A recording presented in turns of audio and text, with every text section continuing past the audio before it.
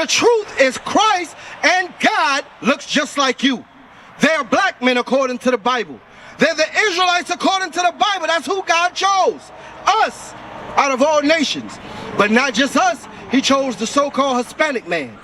He chose the so-called Dominican. He chose the so-called Cubans. He chose the so-called Haitians today. God says that they're the Israelites according to the Bible. Hey, how you doing today? You good? Hey, come on up here, man. Hey, where do you see yourself on this sign? You speak good English? Yes. Okay, great, great. Where do you see yourself at on this sign, right? If you look at it on the sign right here, right? You have the Puerto Ricans, you have Dominicans, you have African Americans. What would you classify yourself as?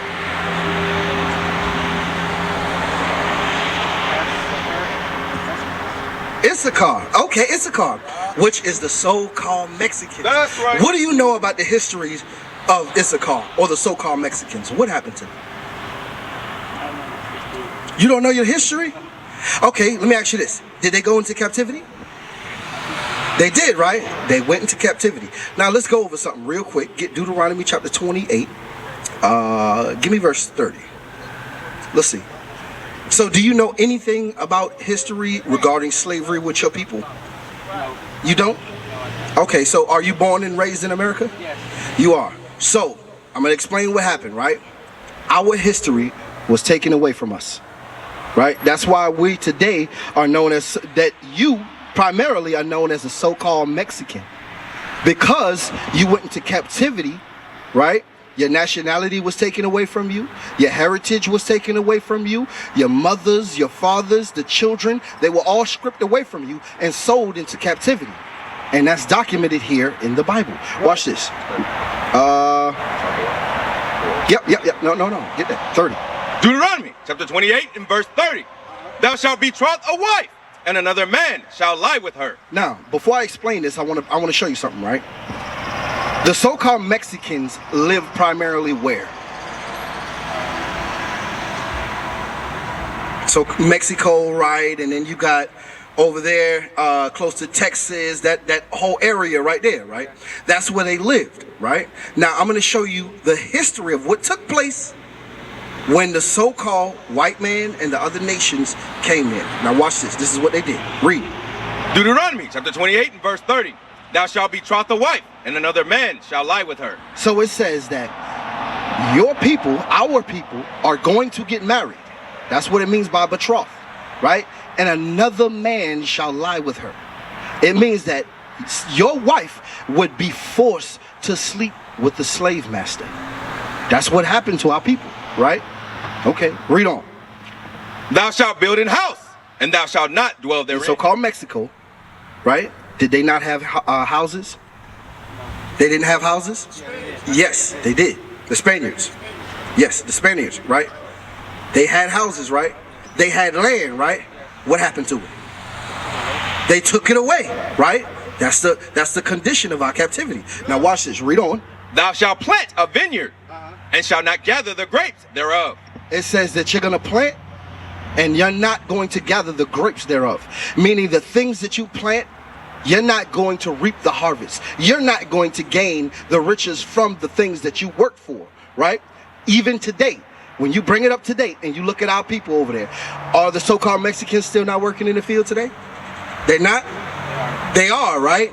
They're the ones who pick the guava.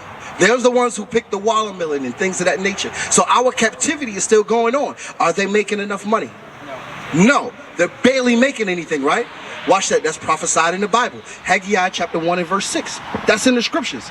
So a part of your condition is that you would be a slave under a slave master, and you would have to work for him, meaning you're making him rich, right? But today our people still work in those fields, and they do make a certain amount of money, but it's not enough. That's prophesied in the Bible. Watch this. Read. The book of Haggai chapter 1 and verse 6.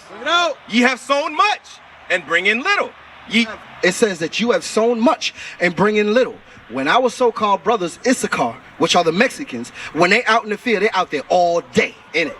From sun up to sundown, they out there. And the money that they bring in is not enough to take care of themselves, let alone children and a wife. It's not enough money. That's prophecy according to the Bible. Well, watch this. Read on. Ye have sown much and bring in little. Ye eat, but have not enough. You eat, but you don't have enough. By the time the end of the month comes, right, after you've bought food in the beginning of the week, don't that food begins to dwindle down by the time the end of the month comes? And you're starting to ask yourself, hey, how am I going to get more food? It's not enough. We don't have enough. Read on. Ye drink, but ye are not filled with drink. Ye clothe you, but there is none warm. And he that earneth wages to put it into a bag with holes. So when it's going into wages, wages is money, right? So our brothers and sisters earn money in the field, right? But by the time they make this money, it's already spent on bills and things of that nature, right, that they need. And they got to go back to work the following week because they didn't make enough the previous week. You understand? That's prophecy according to the Bible. This is your history. Go back to Deuteronomy chapter 28, right? Matter of fact, before you get there, I want to show you something. Get Jeremiah chapter 50 and verse 33. Because how we were sold reflects where we went to, right? And how we got there. All right, so even though they were so-called over there in the land of Mexico or whatever, our people were all over the place, right? We still had a specific way of transporting us to various countries all throughout the world, right? Watch this. Read. The book of Jeremiah, chapter 50 and verse 33. Thus saith the Lord of hosts, the children of Israel and the children of Judah were oppressed together. So the children of Judah, that's your southern kingdom. Judah, Benjamin, and Levi. All right, Israel, which is your northern kingdom, would be Ephraim on down. As to the Issachar, right? The so-called Mexicans. Watch this. Read. And all that took them captives held them fast. All that took them captives held them fast. Because we went into captivity together. We were there together. We went on those cargo slave ships as brothers and sisters. And we were sold to the four corners of the earth. So now we don't recognize that we're brothers. You understand that? Why did this happen to us? Do you know? No? This is something that you'll never hear in the Christian church or in school. Get Deuteronomy chapter 28 and verse 15. Because this happened. This is our history. What's even more interesting is the fact that the people who did this to us tell us they did it to us. Right. They wrote it in books while they were doing it. The Willie Lynch letter, while they were doing it, teaching the men how to oppress us, guess what? They wrote that history down. Right. They put it in movies right in front of our face. And we don't pay attention to it. We'll get that in a minute, but let's stay on topic. Read that. This is why we went into captivity. Watch this. Read. The book of Deuteronomy, chapter 28 and verse 15. Bring it out. But it shall come to pass, if thou wilt not hearken unto the voice of the Lord thy God. So it says, it shall come to pass, because here it is, we're in the Old Testament. So the future that it's talking about is when we go into captivity for being rebellious. All right? That's now. That's during the transatlantic slave trade, the sub-Saharan slave trade. That's what took place. But watch this. Read on. To observe, to do all his commandments. So if you choose not to do the commandments, right? Read. And his statutes, which I command thee this day, that all these curses shall come upon thee and overtake thee. So the curses of our mothers, our fathers, our sisters and brothers being sold into captivity is a result of us breaking the laws and commandments. That's why these things happen to us. Because we don't listen to what God has to say. Do you believe in the Bible? You do? You go to church? Sometimes, right? What day do they teach us to go to church? Sunday and Saturday? And on Thursday, right? Okay, get Sirach chapter 33, 7. Watch this. Because God ordained a specific day. Matter of fact, before you get that, let's go to the law. Get Exodus chapter 20 and verse 8. Because today is one of those days that's different from all the other days. Now, in the Christian church, they'll tell us, like how you stated, Sunday, Saturday, and Thursday, right? Those are the days that you go to church. But that's not thus saith the Lord. Right. Let's see what the Bible says. How you doing today, bro? I'm doing all right. What's your name? Oh, Roger. You said what? Roger. Rosalind? Roger. Roger. All right, I'm Zion. What was your name again? Mauricio and Roger. Roger. All right, I'm Zion. Now, what we're going over, because the brother brought up that they go to church on Sunday, Saturday, and Thursday. What we're showing is is if you believe in God, you'll do it, thus saith the Lord. So the Christian churches today, they don't do what the Bible commands them to do. They do whatever they deem necessary or whatever they want. It's kind of like this right here. It's like saying I'm on a diet, but I can eat whatever I want.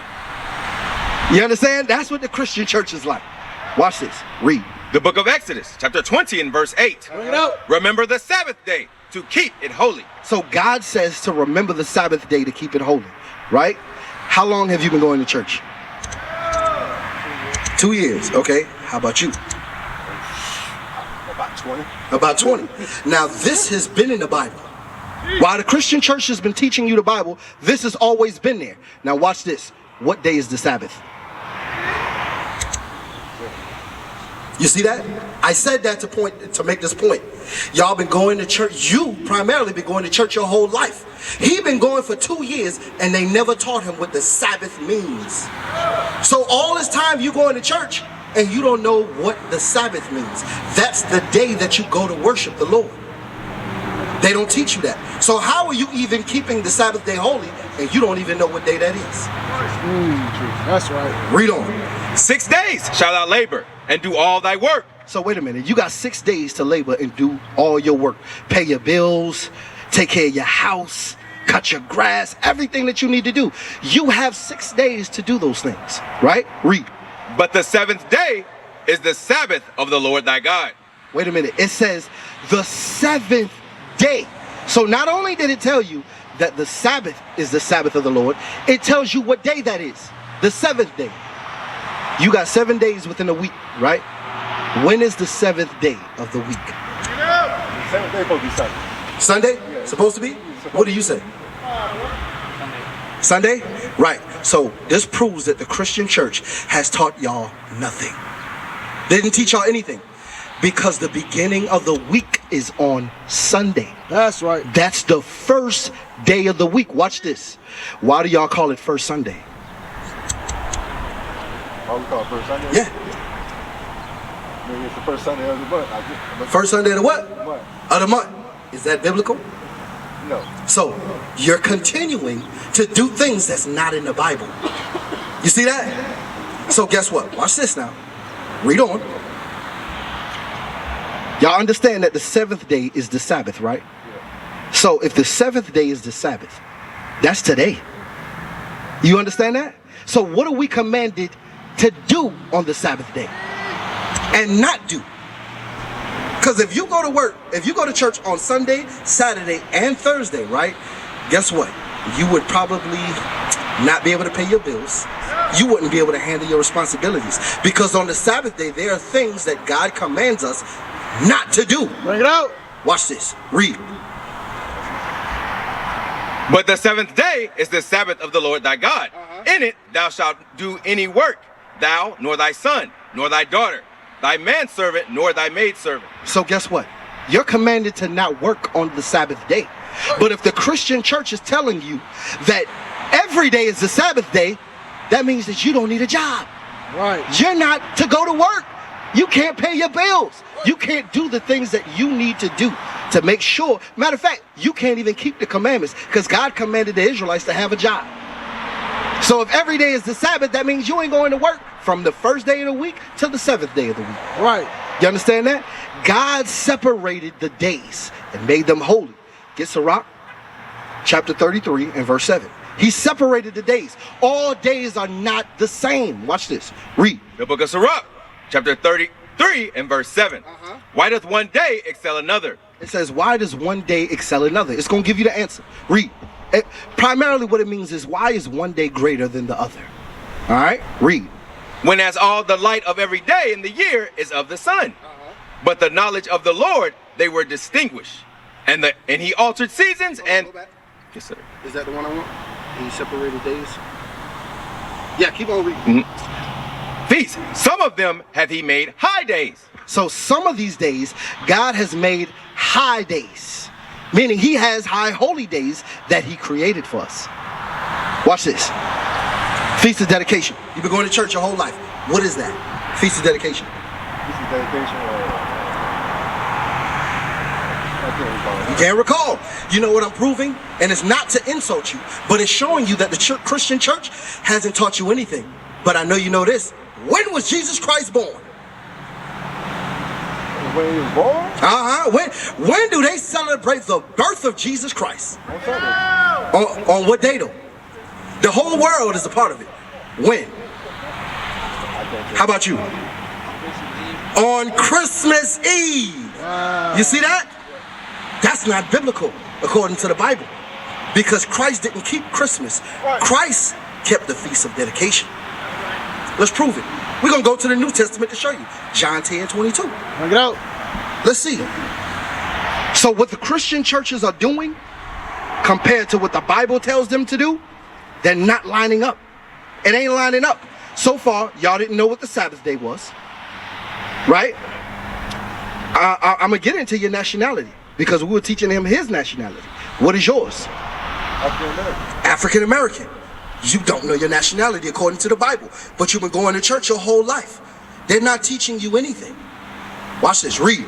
The book of John, chapter 10 and verse 22. And it was at Jerusalem, the Feast of Dedication. So now it says that they were at Jerusalem during the time of the Feast of Dedication, right? That's what we're talking about. Let's see what Jesus did. Let's see if he kept Christmas or the Feast of Dedication. Read. And it was winter, and Jesus walked in the temple and in Solomon's porch. So Jesus walked into the temple on the Feast of Dedication, not on Christmas.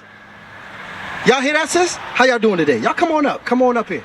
Because we about to get into a very heavy topic that our people are about to take place in. For example, right? Your daughter, she has on the elf hat, right? Y'all celebrate Christmas? Y'all believe in the Bible? You do? So I got a question. How do you believe in the Bible and celebrate Christmas if the Bible is against Christmas? You were raised that way, right? Matthew chapter 15 and verse 3. Let me show you something, sis. We were all raised to believe something that was not true. We all grew up celebrating Halloween, Thanksgiving, Christmas, Easter, all of these pagan holidays. Because God says to not do these things. But watch this, sis. Because here's the thing, right? Why do you celebrate Christmas? Why? I do it for my kids. I can't hear you. For my kids. We do it for the kids, right? That's what we say in every holiday that they have. All of them. For Thanksgiving, why do you do it? I do it for the whole family. For the whole family, right? For the kids. Thanksgiving. Same exact thing. But watch this. Watch what God says. Read that. Matthew chapter 15 and verse 3. But he answered and said unto them, why do ye also transgress the commandment of God by your tradition? So guess what, sis? That's a tradition that's been passed down to our family, right? Right? But God gave us commandments.